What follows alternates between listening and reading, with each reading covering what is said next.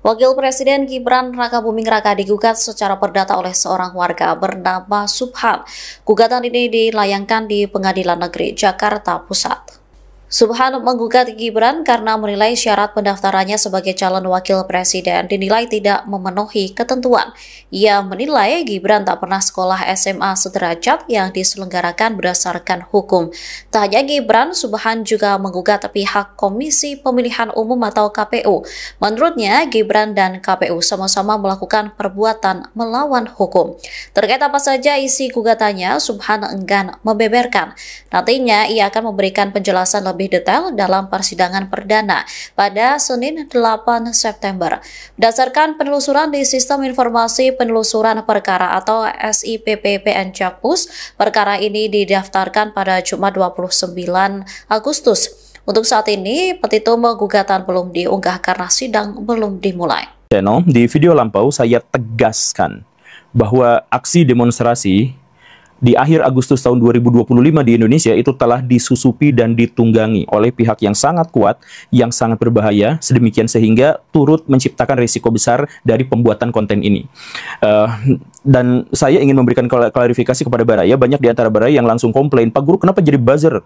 Bukankah kemarin demonstrasi itu murni dari hati nurani masyarakat yang kesedihannya, kemarahannya, keresahannya berakumulasi karena ditindas oleh kelompok-kelompok pejabat yang tidak berkompeten tetapi mereka mengeruk uang dari negara ini. Bukankah aksi-aksi kemarin itu adalah aksi yang ikhlas, tulus, dan lurus pada jalannya?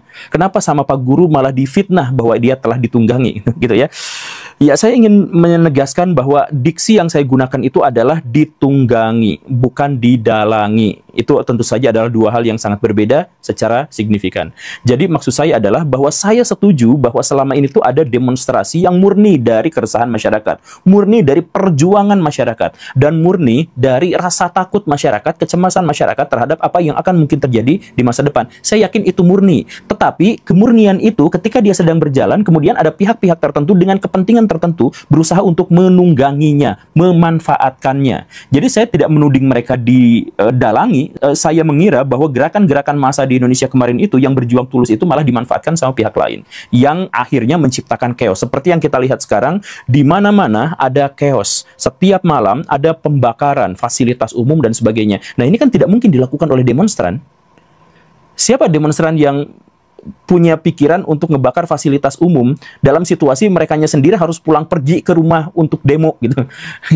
itu kan nalarnya harus dibahas di situ, Baraya. Dan intinya begini, ketika saya tawarkan itu kepada masyarakat dunia maya tentang siapa sebenarnya yang menjadi provokator, yang menjadi penyusupnya, ternyata banyak sekali pikiran-pikiran liar dari masyarakat. Ada yang mengatakan bahwa pelaku atau provokator atau pihak yang menyusup terhadap demonstrasi itu adalah geng Solo. Apalagi ceritanya ini kok ada seorang pengacara kemudian menggugat Gibran dengan perbuatan melawan hukum. Didaftarkannya di Pengadilan Negeri Jakarta Selatan, Jakarta Pusat ini ya. Jakarta Pusat, Mas Hersu. Iya, betul. Ya. Namanya Subhan Palal Rekan ya, kantornya itu namanya, pengacaranya Subhan Palal ya. Dan ini nggak tanggung-tanggung gugatnya nih. Waduh, triliunan ini, ratusan triliun nih bagi. 125 triliun digugat. Iya. Apa masalahnya? Nah, ini mari kita bicarakan yuk. Iya, jadi baru terungkap ya sebenarnya pendaftaran gugatannya itu sudah beberapa hari yang lalu begitu. Dan kemudian kalau tidak salah tanggal 8 September ya akan sudah mulai disidangkan, kabarnya demikian. Apakah akan lanjut atau tidak, cukup barang bukti atau tidak begitu ya menurut ini hakim, nanti kita lihat lagi. Tapi yang jelas ini berita ini meruak gitu. Iya, dan menariknya karena latar belakang gugatannya itu ya. Mengapa dia menggugat, betul, itu yang membuat orang jadi menarik. Iya, betul. Dan ini sebetulnya sudah banyak dipertanyakan, Mas Hersu, ketika Pak Prabowo ketika itu mengambil Gibran sebagai wakilnya, orang menanyakan ijazahnya, menanyakan pendidikannya, kapabilitasnya dan sebagainya, karena memang riwayat tentang Gibran ini memang nggak banyak ya. Bahkan foto-foto dia misalnya dia masa SD, SMP apa dan sebagainya, secara dia masih berusia muda gitu di bawah 40 tahun, tapi ternyata semuanya itu sulit untuk didapatkan. Seperti misalnya ya, pada usia-usia itu misalnya saya memiliki adik pada usia yang juga hampir sama seperti itu. Itu kan banyak sekali di zaman dulu aja, zaman ayah kita, kakek kita itu sudah ada yang namanya lomba-lomba begitu antar sekolah gitu ya. Apalagi ini di masa tahun 90-an, tahun 80-an juga sudah banyak. Itu misalnya lomba pidato, seperti misalnya lomba pramuka, palang merah remaja, apa dan sebagainya, calistung misalnya yang sederhana, menggambar dan sebagainya, itu kan banyak. Dan kalau anak-anak yang aktif, orang tua yang aktif mengikutkan anaknya, itu pasti ada prestasi-prestasi tersendiri di situ. Tapi Gibran ini kita untuk mendapatkan jejaknya, misalnya ketika dia SD, ketika dia SMP, SMA, apa yang dia lakukan gitu, ini misterius begitu, kita tidak tahu. Dan bahkan teman-temannya ketika SMP, ketika SMA juga tidak muncul sampai sekarang. Ini hampir-hampir sama ya sepertinya. Nggak bikin reuni-reuni kayak bapaknya gitu ya, sama teman-teman SMA-nya atau SMP-nya? Sejauh ini tidak ya, karena memang tidak ada yang mungkin saja dia membuat reuni itu, pertemuan dan sebagainya, tapi memang tidak disorot karena kan juga tidak dipermasalahkan soal ijazahnya, beda dengan Pak Jokowi. Tapi ini masalah pendidikan juga. Coba kita yang digugat ini masalah pendidikan, coba kita lihat bagaimana alur ceritanya. Jadi ini sudah dikonfirmasi ya oleh Sunoto, juru bicara PN Jakarta Pusat, bahwa itu sudah terdaftar, dan dalam petitum gugatan Subhan, si penggugat ini, dia adalah seorang pengacara, meminta majelis hakim menyatakan Gibran selaku tergugat 1 dan KPU selaku tergugat 2, yaitu di mana artinya kalau seandainya memang betul ijazah SMA Gibran, karena yang digugat ini ijazah SMA-nya Mas Hersu, seperti kita tahu bahwa syarat untuk menjadi pejabat, istilahnya untuk menjadi RI 1, RI 2, DPR apa dan sebagainya, kan bukan ijazah S1 sebetulnya, tapi ijazah SMA begitu, atau ijazah STM atau ijazah SMK, pokoknya yang setara. Nah, itu yang digugat adalah Gibran, dan KPU selaku tergugat 2 dan dipandang sudah melakukan PBH, yaitu perbuatan melawan hukum, yaitu Gibran dinyatakan tidak sah menurut menggugat, seharusnya dinyatakan tidak sah menjadi wakil presiden periode 2004-2009 begitu. Ini hampir sama ya dengan pernyataan netizen dulu, terutama Dr. Tifa yang ketika itu selalu mengungkap soal ini, tapi memang tidak banyak mendapatkan tanggapan. Nah, teman-teman, kembali lagi di channel ini. Jangan lupa subscribe dan komen agar tidak ketinggalan informasi lebih lanjut serta informasi yang akan kita sampaikan. Nah, teman-teman, di situ dalam video tersebut di mana Wapres kita Gibran Disertuar Gaspil ke PN Jakarta Pusat digugat perdata dan dinilai bahwa Gibran atau Wapres ini tidak sesuai dengan ketentuan yang berlaku di pemerintahan kita. Nah, Wakil Presiden Gibran Raka Buming Raka ini digugat secara perdata oleh seseorang warga bernama Subhan ini, dan gugatan ini dibayangkan di Pengadilan Negeri Jakarta Pusat, di mana di situ mereka menggugat Gibran karena menilai syarat pendaftarannya sebagai calon wakil presiden dinilai tidak memenuhi ketentuan.